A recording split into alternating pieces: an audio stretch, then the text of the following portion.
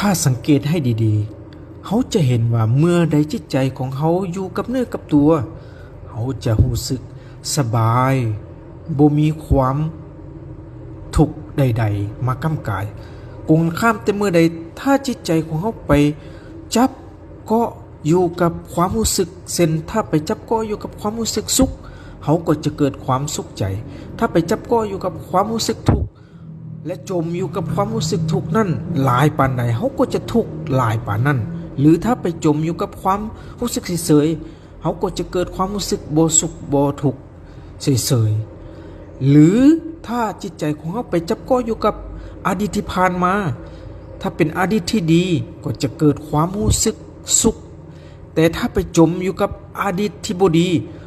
ยิ่งจมอยู่โดนเขาก็จะเกิดความทุกข์โดนและในขณะเดียวกันถ้าจิตใจของเขาไปจับก็อยู่กับอนาคตคิดปรุงแต่งไปถ้าเป็นความคิดที่ดี